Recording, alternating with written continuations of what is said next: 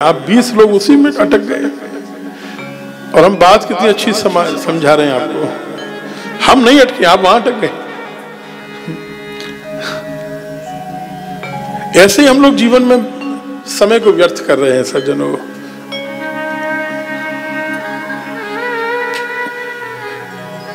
ये भागवत वह हीरा है कि जब देवता खरीदने के लिए आए,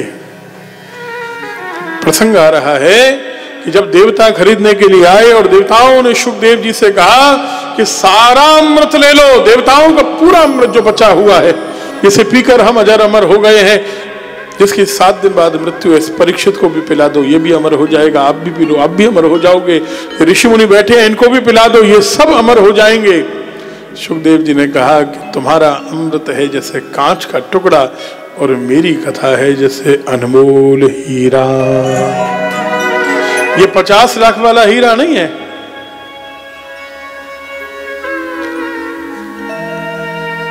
दुनिया की पूरी दौलत लग जाए तो अमृत की एक बूंद नहीं मिलेगी आपको।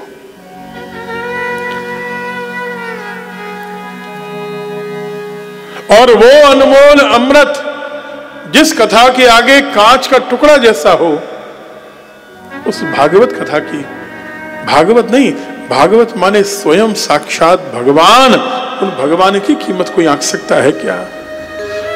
ये आपको कथा सुनने को नहीं मिल रही है, ये आपको भगवान का दर्शन करने को मिल रहा है। भगवान आपके अंदर उतर रहे, ध्यान दीजिएगा। क्योंकि उद्धव जी ने प्रार्थना की कि हे गोविंद तुम कहां जाते हो, तुम्हारे बिना पृथ्वी पर धर्म की रक्षा कौन करेगा? श्री कृष्ण ने कहा मैं धर्म की रक्षा करने के लिए इस बार पृथ्वी को छोड़कर कहीं नहीं जाऊंगा, गोलोक नहीं जाना, मुझे श्री भागवत में प्रवेश करना है। और भगवान ने श्री भागवत में ही प्रवेश किया।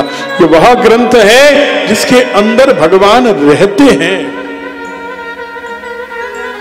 अब बात यह आई कि श्री रामचरितमानस है, वाल्मीकि रामायण है, उसमें तो राम जी रहते हैं,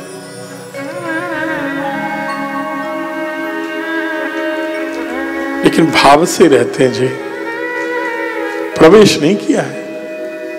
प्रवेश किया क्या राम जी ने? शिव पुराण शिव जी का रूप हो सकता है, लेकिन शिव जी ने उसमें प्रवेश नहीं किया। दुनिया के किसी भी धर्म ग्रंथ में भगवान ने प्रवेश नहीं किया। इसका महत्व क्या है, महात्म्य क्या है? ये दुनिया का अकेला ग्रंथ है जो भगवान ने प्रवेश उसके अंदर किया, इसलिए वो ग्रंथ नहीं है, वो भगवत रूप है, श्री कृष्ण ही है। एक कहा जा सकता है कि हम क्या सुन रहे हैं, कृष्ण कथा नहीं, उससे ऊपर की बात है। बोले हम क्या सुन रहे हैं, श्री कृष्ण का रूप, उसी का दर्शन कर रहे हैं, नहीं, उससे भी ऊपर की बात, साक्षात श्री कृष्ण ही हमारे घर में पधारे हैं। प्रत्यक्षा वर्तते हरे। भगवान कैसे विराजमान है यहां? प्रत्यक्ष, प्रत्यक्ष। आप चाहोगे तो दर्शन आपको हो जाएगा। हमें हो रहा है, संतों को होता है।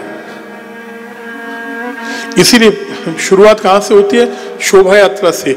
और शोभा यात्रा में सिखाया जाता है नंगे पांव चलो, सिर पर भागवत जी को लेना है। जैसे ठाकुर जी को चप्पल जूते पहन के नहीं टच कर सकते, वैसे ही ये कृष्ण तुम्हारे सिर पर विराजमान है, चप्पल जूते पहनकर कैसे उठाओगे कृष्ण को? साक्षात कृष्ण हमारे घर में पधारे हैं। 7 दिन कौन विराजे हैं? कृष्ण हमारे घर में विराजे हैं। अब आप उसे द्वारकाधीश कह सकते हो, आप उसे वृंदावन बिहारी कह सकते हो, आप बाकी बिहारी कह सकते हो, जो रूप अच्छा लगे उस रूप में दर्शन करिए।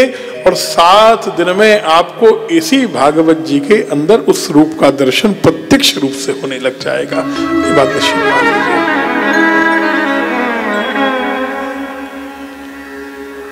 हीरा है और समय पर जो लोग ये जान भी लेते हैं ना कि भागवत जी का महत्व है, हमें सुनना भी है, वो दूसरी गलती करते हैं सराफ जी।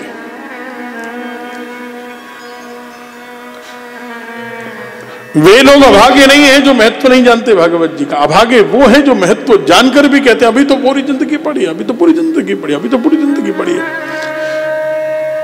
80 साल की एज में भी कहते हैं अभी तो बहुत जीवन पड़ा हुआ है। दुनिया में अभागा वो व्यक्ति नहीं है जो टोक रहा है और रोक रहा है तुम्हें धर्म करने से। अभागा वो है कि तुम कथा सुनने जा रहे हो और दूसरे ने कहा अभी तुम्हारी एज है क्या, तुम्हारी आयु है क्या, कथा बता क्या सुनते हो अभी। टोकते हैं कि नहीं, बोलो ऐसे। अगर नहीं टोकते तो आप 10-20 लोगों को आज मैसेज कर देना, हम भागवत सुन के आए और हम 7 दिन नियम से सुनेंगे। 2-4 लोग तो आपको कम से कम एक लेसन सिखाने लग जाएंगे, फोन आ जाएगा क्या पागल हो गए हो क्या। अभी खाने पीने के मौज मस्ती के दिन है, ये जो मौज मस्ती वाले ना सब कोरोना में चले गए।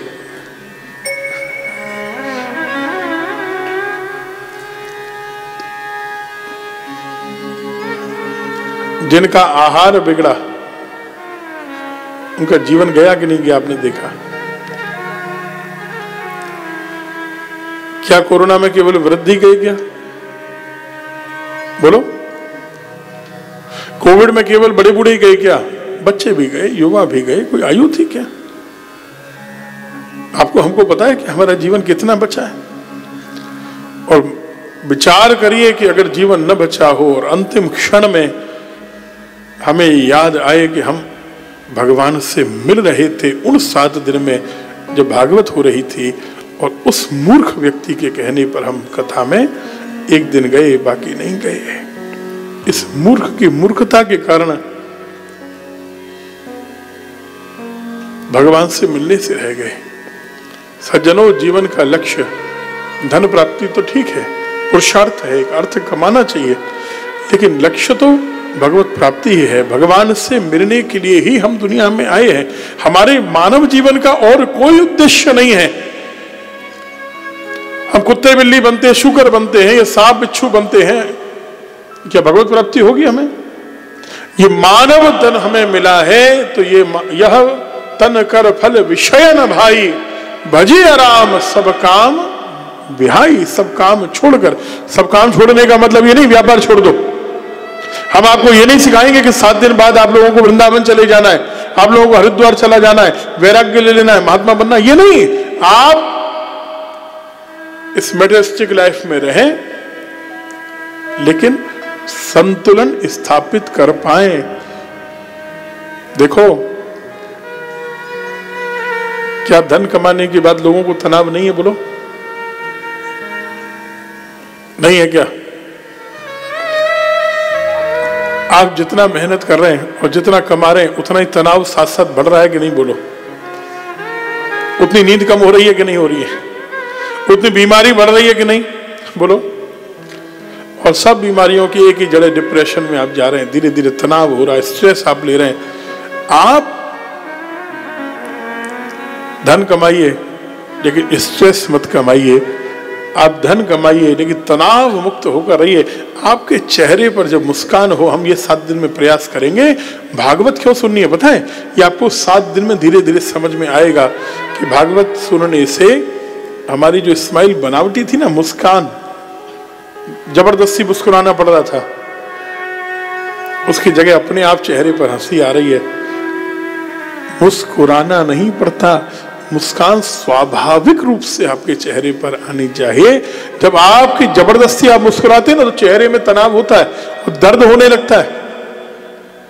होता है कि नहीं, बोलो? और स्वाभाविक मुस्कान हो तो आप 2 घंटे